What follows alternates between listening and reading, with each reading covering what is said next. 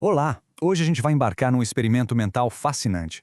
Vamos fazer uma espécie de simulação literária que conecta a Florença do século XIV com o pensamento do século XXI.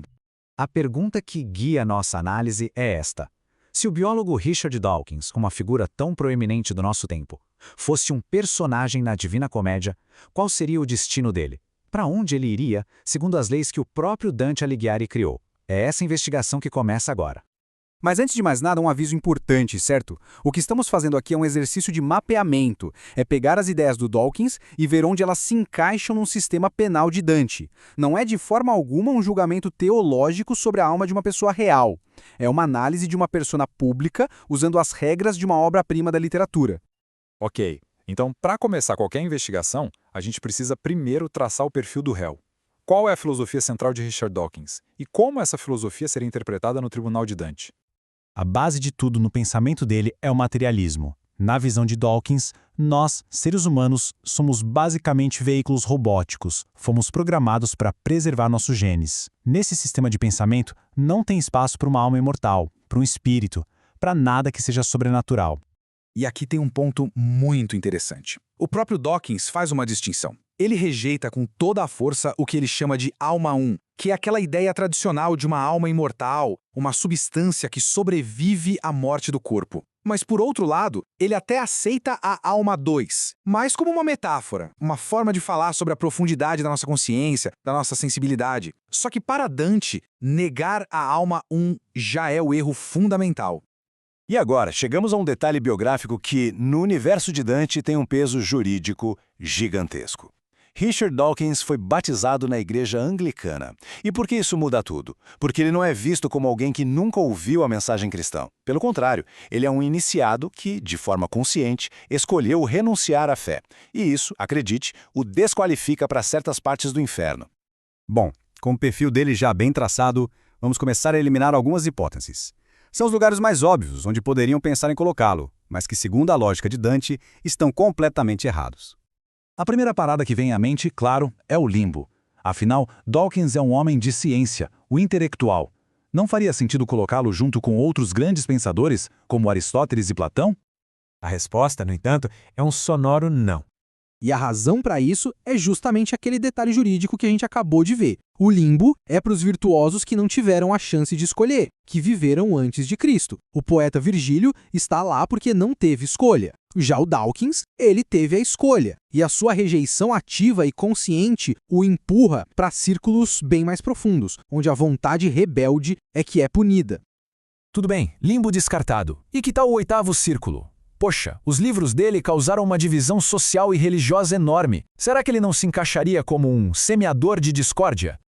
Mais uma vez, a lógica de Dante nos diz que não. O ponto aqui é o seguinte: o oitavo círculo pune a fraude, ou seja, a malícia, a intenção de enganar. E embora Dawkins seja uma figura que polariza, a motivação dele não é enganar as pessoas, mas sim pregar o que ele genuinamente acredita ser a verdade. Para Dante, um erro intelectual teimoso sobre a natureza de Deus e da alma não é fraude. O nome disso é heresia. A discórdia é só um sintoma, não a doença em si. Então vamos lá. Já eliminamos o limbo e também o círculo da fraude. A investigação fica mais séria. Se não é nenhum desses lugares, para onde as evidências estão nos levando? E agora sim, depois de eliminar as pistas falsas, nós chegamos à categoria que define com precisão a transgressão de Dawkins no universo de Dante, a heresia.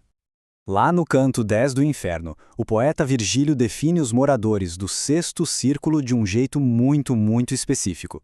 Ele diz que ali estão os seguidores de Epicuro, que a alma com o corpo fazem morta. Ou seja, para Dante, ser epicurista era basicamente ser sinônimo de alguém que nega a vida após a morte.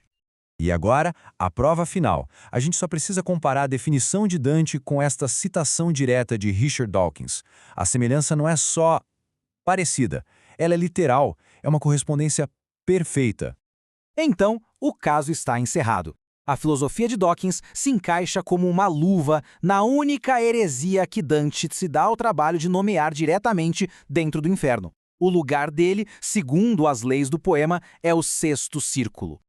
Certo, já sabemos a localização, mas agora vem a parte talvez mais genial da obra de Dante. Como é a punição? Porque no inferno dele, a pena nunca é aleatória. Ela é o que ele chama de contrapasso, um reflexo perfeito e irônico do pecado. Os hereges são punidos de duas maneiras principais. Primeiro, eles estão presos para sempre dentro de túmulos em chamas. E segundo, eles sofrem de uma espécie de cegueira muito estranha. Eles conseguem ver o futuro distante, mas não sabem absolutamente nada sobre o que está acontecendo no presente. E essa tabela ilustra essa ironia poética de forma brilhante. Pensa só, Dawkins disse que a morte é o fim, é preciso aceitar o túmulo, e a punição dele, um túmulo eterno. Ele disse que a realidade é apenas matéria e energia. A punição, ser torturado pela matéria e pela energia na sua forma mais pura e intensa, o fogo. E talvez o mais irônico de tudo, ele, um cientista que dependia da observação do presente para trabalhar, fica completamente cego para o presente. É uma tortura requintada, feita sob medida para sua filosofia. E assim, a nossa simulação literária chega a uma conclusão bem clara. Mas a teologia de Dante sempre deixa uma pequena porta entreaberta. A única coisa que poderia mudar todo esse veredito é o que se chama de o segredo do último suspiro. Um único ato de arrependimento no último segundo de vida poderia reescrever tudo. E isso nos deixa com uma pergunta final. Será que a consistência de uma vida inteira de convicções pode ser alterada no último instante? Essa resposta, no universo de Dante, permanece um mistério.